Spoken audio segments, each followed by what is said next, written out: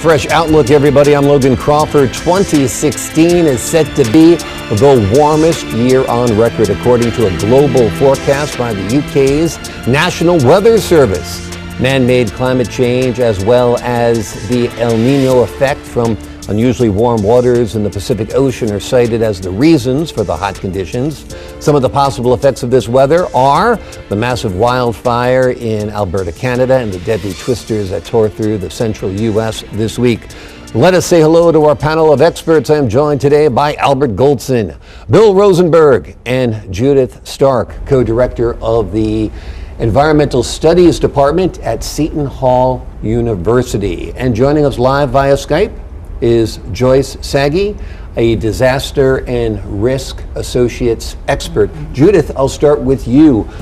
Is this weather or is this climate change, some of these disasters we've been seeing recently? It's hard to tell what's climate and what's weather. The answer is yes. It's both. Yeah. It's both. So the most immediate situation is weather and the long range is climate. But what we see up in Alberta is a confluence of factors that is leading to a terrible situation. Lack of snow, early snow melt, not enough moisture, low humidity, the drying effects of El Nino, the winds of El Nino. It doesn't take much to ignite those boreal forests. They are like tinder waiting to burst, and they have. And forest fires are a naturally occurring phenomenon. We need them, otherwise we'd be overgrown, correct? Right. To an extent, that's right. Right. But this is tremendously extensive, much more so than a traditional natural forest fire would be, and it's been very difficult to contain. It's already displaced 90,000 people, and I hope it's a huge wake-up call for the fossil fuel industry and for the Liberal government of Canada, which has committed itself to reduction of greenhouse gases. All right, let's turn to Joyce on this. Joyce, right now there's not much we can do about climate change or even the weather, but what we can do is prepare, correct? Oh, absolutely, Logan. And you know, to your point, it really is about preparedness. The problem is that we're not engaging our communities anymore as far as emergency plans are concerned. And we need to really engage everybody. We need to get businesses, nonprofits, communities, and everybody at the table together to work actively to talk about preparedness as well as the recovery issues. And to Judith's point, and hello to the panelists, you're absolutely right. We need to do something to talk about the fossil fuel, renewable energy. We need to take responsibility and change, because what is our legacy? I mean, water is an issue. We're in a drought here in California, you know, and it's going to be exacerbated as the climate is changing and as the temperature is rising. What's happening in the Midwest is just going to be exacerbated throughout the country. Okay, Joyce, we'll be back to you in a few minutes. Part of the problem, of course, is climate change deniers like Bill Rosenberg, who doesn't believe that this is man-made whatsoever. Of course, I'm joking. Climate change is a political issue. It's kind of a political football, which is your expertise, Bill. Right. Why is it that half of Americans don't seem to believe in climate change? Well, I don't think that half is a reasonable estimate. I think it's a much smaller 38%. number. I think it's a much smaller number, and I think what happens is it goes across a very clear political divide. If you look at liberals and conservatives, or progressives and conservatives, conservatives are generally the ones who don't believe in climate change, and progressives are. And what's really important when we have a polarized society is that for us to be able to combat these types of issues, there has to be more of a consensus of political leaders to exert their political will to put in place policies and regulations to be able to combat or at least address climate change. And right now we're dealing with a political society that really is anti-regulation for many people out there that wants to claim that climate change isn't really happening. They want to, if you look at scientists around the world, it's something like 99.5% or so of them all say that climate change is real, but Still, we have elected political leaders and people working in various political groups that want to deny it. And as long as that continues, we're going to be in serious trouble. Logan, could I say something about the language that's being used here? I mean, I'm trained as a philosopher, and you really pay attention to language. And I just wrote an article that was called Climate Denial and the Little People, because the issue is not a matter of belief, whether or not one believes in climate change. It's a matter of science, it's a matter of data, it's a matter of understanding what the situation is. And as Bill said, 99% or more of the scientists say it's actually happening. The problem is to get that information to people in an unbiased, clear, and objective way. It's not a matter of belief, it's a matter of understanding. And when Judith talks about little people, what came to mind actually to me were some of the underprivileged people of this world. While climate change will hit Canada hard, it'll hit third world countries much harder, where many are subject to the rising seas and are at greater risk with their infrastructure and so forth. There's a huge humanitarian issue that's brewing that can really spill over in a very nasty way. For example, India, the borders between rivers, between India and China, China damming up quite a number of rivers, preventing the population from receiving water or even clean water. So many times there is plenty of water, but the water is brackish. It's not fit to be used for any purpose whatsoever. Not only do you have that, you have quite a number of serious droughts throughout the world. You have one in Brazil, and even economically, to run hydroelectric plants in regions that normally receive very heavy rainfall. So that has a huge impact as to, let's say, sanitary conditions and also food production. And as the world has gotten wealthier, we use more resources or more water to sustain a lot of the agricultural production. So it's leading up to a real humanitarian disaster as well as an economic one. So it applies not only to the emerging markets, but for us as well. We take it for granted, we turn on the tap, we have water. One of these days we'll turn on the tap, we may not get any water, or it has to be treated in one way or the other for us to consume it. And we don't have to look much farther than Flint, Michigan or Newark, New Jersey to realize there are problems with the water. Joyce, one tragedy always is the one that directly affects you. What are some of the things that we should have in our homes if we are struck by a hurricane if you live in the Northeast, or a twister if you live in the Midwest, for example? Well, so Logan, we've been talking about this, right? It's not even a matter of just the to-go kits. You can get all of that information online. The bottom line is, and I say to folks, if you had but 1 minute or 2 minutes to evacuate your home, whether it's for fire or whatever the reason, the end of the day is people just aren't prepared. And not only are we not prepared, it's what are you going to do when you get out? We're not taking advantage of the resources that we have. And again, we're not worrying about what's happening. We need to take not only responsibility for ourselves, but as a part of the community. And how do you recreate your life? Where are you going to meet your loved ones? What do you do with pets? The bottom line is that it's not just a matter about your to-go kit and everything else. It's about your information to recreate your life.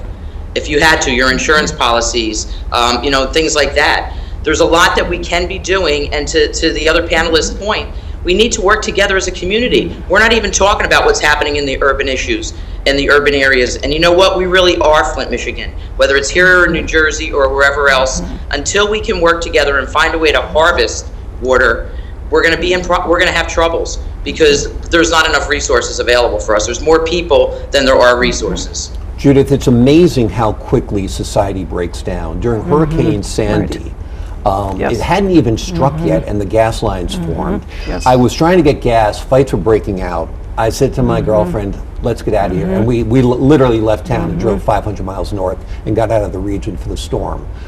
That was, one, we were lucky to be able to do it, and two, we had enough forewarning about the storm. But a lot of time we don't get such advance warning. It's the fact that everything can stop working so fast is shocking to me.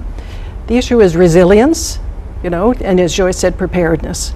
So it's not just a matter of the physical things that you have in the area, in your home, the water, the food, and all the rest of that. There's a lot about inner resilience and skill that really needs to have our students understand that, and for them to be able to be prepared for it, whether it's Boy Scout training, Girl Scout training, out in the woods, whatever it is.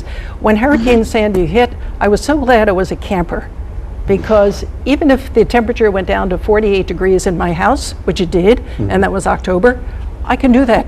I can Right. crawl into a sleeping bag and I can live in that. Exactly. Right? So you know what I say to my students? Toughen up, you guys. Toughen up and get ready and be resilient. I agree, and that quick thinking does come into play, and I was a camper as well, which said, you know what, it's time to put away the tent and get Yeah. out of town when Sandy hit. Bill, let me ask you, I feel that climate change is a real phenomenon. Whether or not it's man-made, I think is open to debate. I know Judith and others disagree with me, and I concede the point to somebody who has more expertise than I. But the fact is, it seems like society is changing, and we are making improvements with electric vehicles, hybrid vehicles, carpooling now because of Uber. So, and solar Well, energy. I think what's going on is that there's a much greater realization that climate change is probably for real. But if we think about societies as made up of different interest groups and different power groups, there's going to be some very moneyed, very powerful groups that don't really want to accept it because it goes against the things that they're trying to accomplish, particularly, let's say, big oil, okay? So they're going to be resistant to being willing to accept this. They're going to fund research that shows that it's not true, and as a result, as Judith says, it's really educating people. It's not really a question about whether it's happening, but what we can maybe do about it. And what we're really, I think, facing is almost the same thing that we faced with smoking cigarettes. The American tobacco industry continued to promote the fact that it was safe to be able to smoke cigarettes, and we really shouldn't worry about it, even though it was compelling evidence the other way. And what happened, it took 40, 50 years. It took state laws, federal laws, and so forth to really show people, to the point where it's stamped on the side of every cigarette package, that this is danger to your health. And still millions of people smoke. And they do. But to that, Okay. just to that point, that the fossil fuel companies really have to be called out on this, because they exercised a campaign of disinformation very similar to what the tobacco companies did to try to dispel and to sow doubt and skepticism about climate change, and they need to be called out on this. Absolutely. What are your thoughts as you listen to the conversation, Albert? Well, Judith has hit the nail on the head. It's not mentioned often enough as far as personal resilience, because literally at the end of the day, when you have a major incident occurring, the police or FEMA are not going to be the first ones there. You already have to have things in place, and it's really a question of mindset.